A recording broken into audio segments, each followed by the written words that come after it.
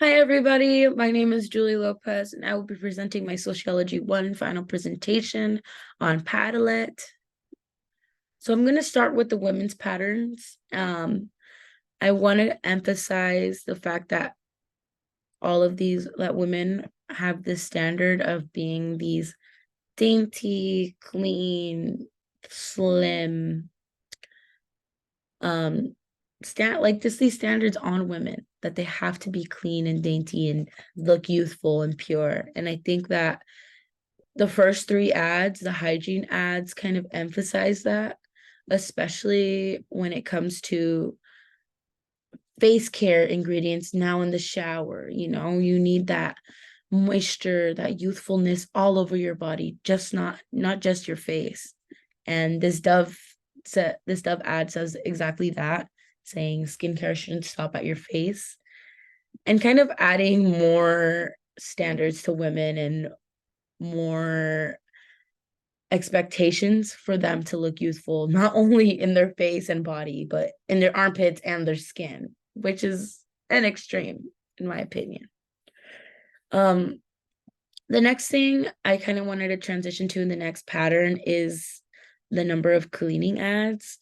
Um, Out of the 30 ads that I had collected with my data, 26% of these ads actually had cleaning products, which kind of focused on making cleaning easier and kind of um, helping women out with cleaning, because I guess that's what women do, is just clean, which is what the ads are making an assumption of. Let me correct myself. I wanted to point everybody's attention to these two particular ads with cleaning. The clean you want without the elbow grease, kind of assuming that women are strong and they're dainty and they need this magic eraser to help them clean. But the main thing I wanted to focus on was the fact that these two reviewers both have names, Susan and Tanya, that essentially people who identify as women would have. And I just think it's kind of weird how it was only women included in this ad. Like, I understand that this is an ad for a women's magazine, but you could have added like a guy's name. And it just makes the assumption that only women are using this magic clean eraser. I also wanted to point your attention to the pledge ad, which says gentle cleaning for one-on-one surfaces. Also putting in that assumption that women need to be gentle and clean. You can even see like the reflection on the floor of the woman's body. Like, she has to be clean. Look at her small, dainty, like, this is put on women even in cleaning ads. And you would expect that from like makeup ads. The third pattern I wanted to include was the ads with felines, cats. 13% of the ads had cats in them. And I just kind of see how society can say that dogs are a man's best friend. But who's woman's best friend?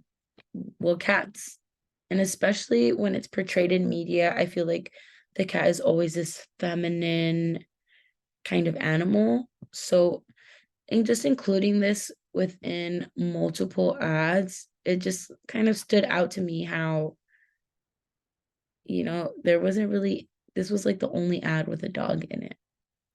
But we go over here, and this ad says 48% of domestic abuse victims delay leaving because they can't take their pets with them. And this whole ad just assumes that women are the ones being abused, when in reality, domestic abuse affects men and women, or many people, but not just women.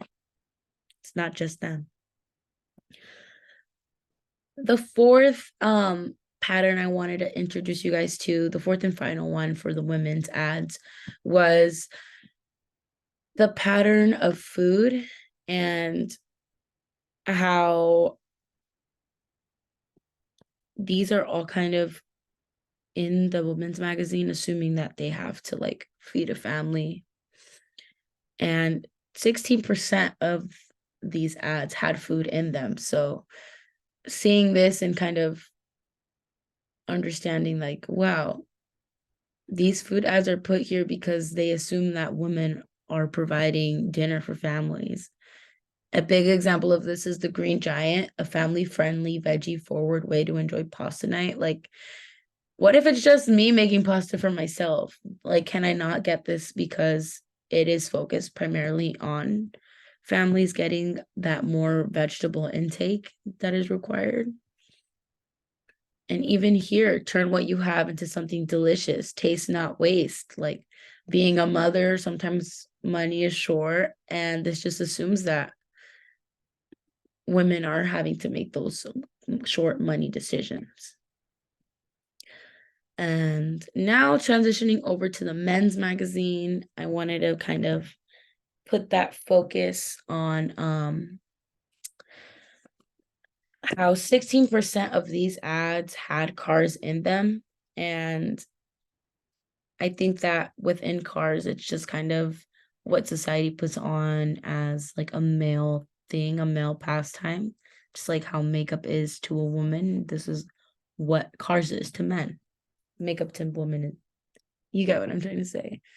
I wanted to focus on this ad specifically. It's only a family car when your family's in it. And it just kind of makes that assumption that men hate family cars and men don't really want to be family orientated because, they'd rather be free living their masculine lives in their Ferrari. And once they have that family car, it kind of brings them down to like a dad, which isn't really what men want.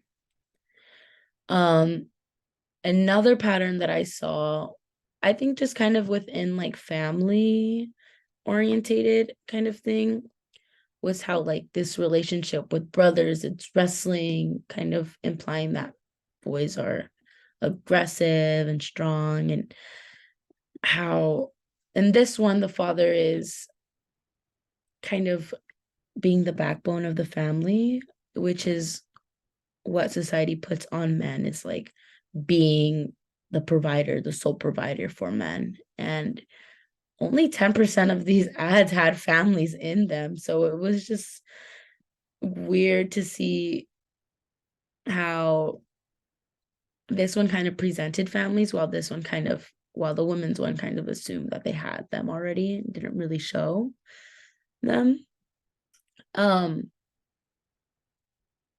I just wanted to really quickly bring to your attention the hygiene ads for men. I only had found one out of the 30 of the ads to have hygiene. And it's this one, which big date, go bear to bear, kind of assuming that if you use this product, you're going to have sex at the end of the date. And I think that, it's a 2-in-1. There's no standard, no stress in it.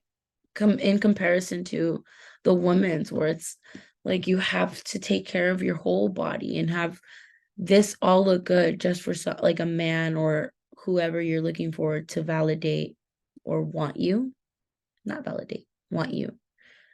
So I thought that was crazy.